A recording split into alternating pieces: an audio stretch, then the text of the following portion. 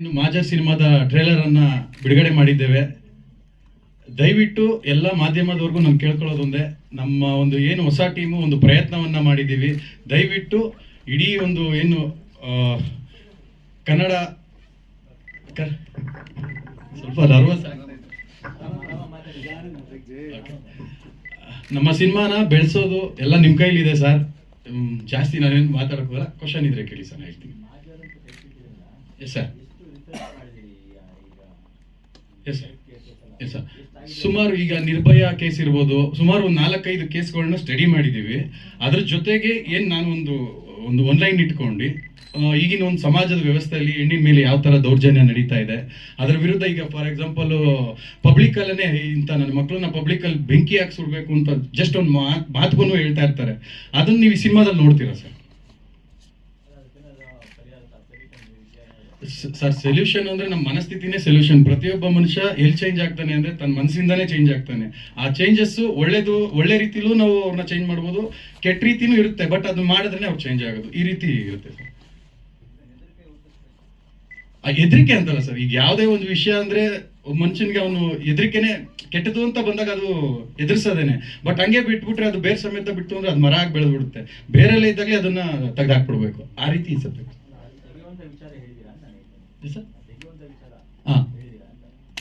ಹೇಳಿದೀವಿ sir, ಹೇಳಿದೀವಿ. ಆ ತರ ಒಂದು ಸುಮಾರು 4-5 ಸೀನ್ ಬರುತ್ತೆ. ಅದಕ್ಕೆ ಸೆನ್ಸಾರ್ನವರು ಸಹ ಎಷ್ಟು ಬೇಕು, ಜನ ಎಷ್ಟು ನೋಡ್ಬೇಕು ಅದನ್ನ ಮಾಡಿದ್ದಾರೆ ಸರ್. ಸರ್ಟಿಫಿಕೇಟ್ ಬಂದಿದೆ ಸರ್.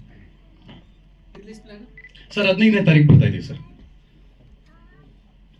ಮತ್ತೆ ನಮ್ಮ ಇಷ್ಟಕ್ಕೆಲ್ಲದಕ್ಕೂ ಮೂಲ ಕಾರಣ ನಮ್ಮ ಪ್ರೊಡ್ಯೂಸರ್ ಸರ್ ಮುರುಗನ್ ಸರ್. ನಮ್ಮ ಈ ಸಿನಿಮಾಗೆ ಏನ್ ಬೇಕು ಎಲ್ಲವನ್ನು ಸಹ ಅವರು ಒದಗಿಸಿದ್ದಾರೆ. ಇನ್ನು ಆರ್ಟಿಸ್ಟ್ ಲೆಕ್ಕಕ್ಕೆ ಬಂದಾಗ ನಮ್ಗೆ ನಮ್ಮ ರಂಜು ಆಗಿರ್ಬೋದು, ನಮ್ಮ ಅಣ್ಣ ಶ್ರೀಹಾನ್ ದೀಪಕ್ ಅವರಾಗಿರ್ಬೋದು, ಆಮೇಲೆ ನಮ್ಮ ಸಂಭ್ರಮ ಗೌಡ ಆಗಿರ್ಬೋದು, ರಾಜು ಆಗಿರ್ಬೋದು, ಅಜಯ್ ಅವರಾಗಿರ್ಬೋದು, ನಮ್ಮ ಗೀತಾ ಅವರು ಕೋರಿಯೋಗ್ರಫಿ ಸುಮಾರು ಒಂದು 250 ಜನ ಕೋರಿಯೋಗ್ರಫಿ. ಒಂದು ಸಾಂಗ್ ಅಲ್ಲಿ ಹೋಳಿ ಸಾಂಗ್ ಬರುತ್ತೆ, ಆ ಸಾಂಗ್ ಅನ್ನ 250 ಜನ ಡ್ಯಾನ್ಸರ್ಸ್ ಅನ್ನ ಹಾಕಿ ತುಂಬಾ ಚೆನ್ನಾಗಿ ಅದು ಮೂಡ್ ಬಂದಿದೆ. ಅದ್ರ ಜೊತೆಗೆ ಎಲ್ಲ ನಮ್ಮ ಕ್ಯಾಮ್ರಾಮನ್ ಸಹ ಜಗನ್ ಬಾಬು ಅವರಾಗಿರ್ಬೋದು, ಆಮೇಲೆ ನಮ್ಮ ವಿನಯ್ ಆಗಿರ್ಬೋದು, ಆಮೇಲೆ ಗಗನ್ ಆಗಿರ್ಬೋದು, ಎಲ್ಲರೂ ಚೆನ್ನಾಗಿ ವರ್ಕ್ ಮಾಡಿದ್ದಾರೆ. ಆಮೇಲೆ ನಮ್ಮ ಉಗ್ರಂ ರವಿ ಅವರು ಅಷ್ಟೇ ತುಂಬಾ ಹಳೆ ಪರಿಚಯ ನನಗವರು. ನಾನು ಮಾಡಿರೋದು ಇದು ನಂದು 2ನೇ ಚಿತ್ರ ಆದ್ರೂ ಸಹ ಫಸ್ಟ್ ಇದೇ ಮೂವಿ ರಿಲೀಸ್ ಆಗ್ತಾ ಇದೆ. ಅದು ಬೇರೆ ಇನ್ನೊಂದು ಸಿನಿಮಾ, ಅದು ನೆಕ್ಸ್ಟ್ ಮಂತ್ ಬರುತ್ತದು. ಅದ್ರ ಬಗ್ಗೆ ಮಾತಾಡೋಣ ಸರ್. ಸದ್ಯಕ್ಕಿದ್ದು ಅಷ್ಟೇ ಸರ್.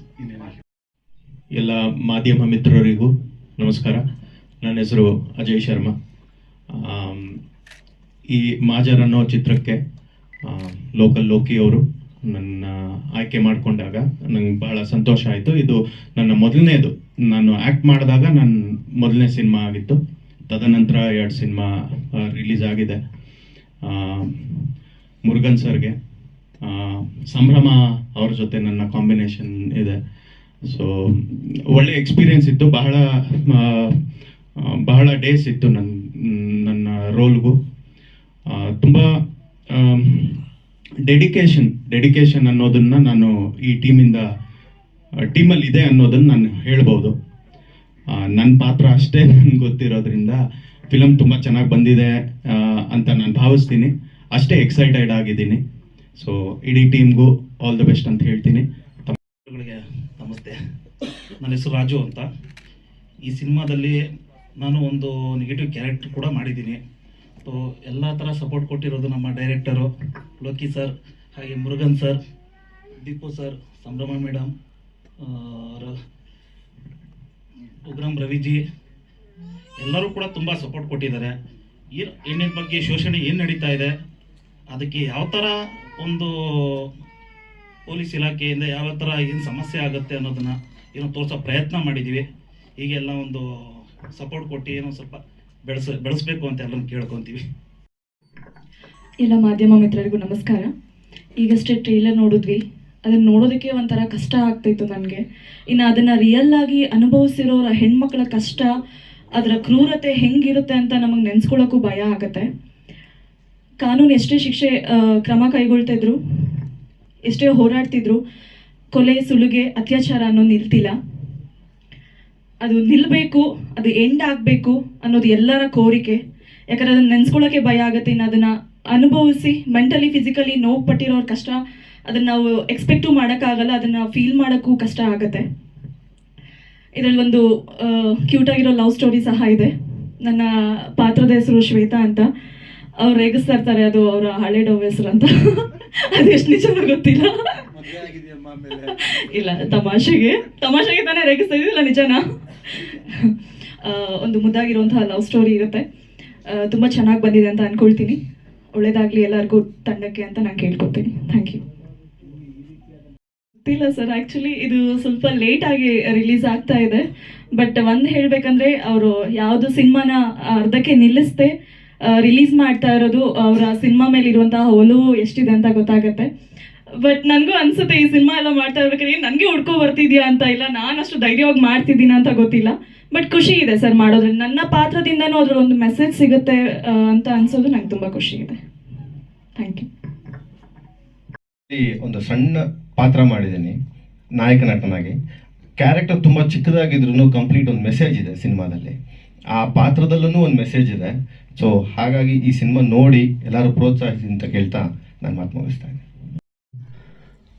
ಇದು ನನಗೊಂದು ಲೈಫಲ್ಲಿ ಒಂದು ಏನೋ ಒಂದು ಅಚೀವ್ಮೆಂಟ್ ಎಲ್ರಿಗೂ ಒಂದು ಕನಸಿರುತ್ತೆ. ಆ ಥರ ನನಗೂ ಒಂದು ಕನಸು ಏನಂದರೆ ಒಂದು ಮೂವಿ. ಅದು ಏನಾಗುತ್ತಾ ಅದು ಆಮೇಲೆ, ಬಟ್ ಮಾಡೋಣ ಅಂತ ಒಂದು ಇದಿತ್ತು. ಅದಕ್ಕೋಸ್ಕರ ಅವಲೋಕಿ ಅವಾಗ ಸಿಕ್ಕಿದಾಗ ಮಾತುಕತೆ ಹಾಕಿ ಅದೇನೋ ನಾವು ಮಾಡಲೇಬೇಕು, ಅದು ಲಾಭ ಅದು ಆಮೇಲೆ ನೆಕ್ಸ್ಟ್ ಬಂತು. ಬಟ್ ಫ್ಯಾಷನ್ ಅನ್ನೋದು ಒಬ್ರಿಗೂ ಒಂದು ಮನೆ ಕಟ್ಟಬೇಕು ಅನ್ಸುತ್ತಾ ಇರುತ್ತೆ, ಒಬ್ರಿಗೂ ಬೇರೆ ಬೇರೆ ಕನಸಿರುತ್ತೆ. ಆ ಥರ ನನಗೊಂದು ಫ್ಯಾಷನ್ ಚಿಕ್ಕ ವಯಸ್ಸಿಂದ ಒಂದು ಮೂವಿ ಮಾಡಿಸೋಣ ಅಂತ ಆ ಥರ ಮಾತುಕತೆ ಮಾಡಿ, ಸ್ಟೋರಿ ಅಷ್ಟು ನಾನು ಕೇಳೋಕ್ಕೆ ಹೋಗಿಲ್ಲ. ಆಯ್ತು ಮಾಡೋಣ, ಮೂವಿ ಮೇಲೆ ಇರೋ ಫ್ಯಾಷನಿಂದ ಮಾಡೋಣ ಅಂತ ಹೇಳ್ಬಿಟ್ಟು ಸಾಧ್ಯವಾದಷ್ಟು ಎಷ್ಟು ಮಾಡಬೇಕು ಅಷ್ಟು ನಾನು ಮಾಡಿದ್ದೀವಿ ಒಂಥರ ಬಂದಿದೆ.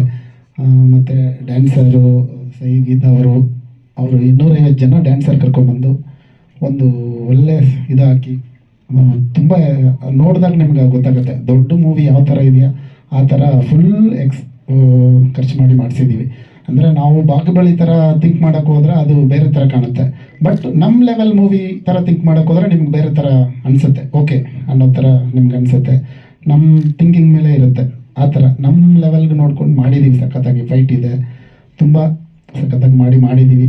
ನೆಕ್ಸ್ಟು ಅದು ತಗೊಳ್ಳೋದು ಬಿಡೋದು ಅದು ಅವರವರ ಇದ್ರ ಮೇಲೆ. ಜೈ ಓಂ ನಮಃ ಶಿವಾಯ.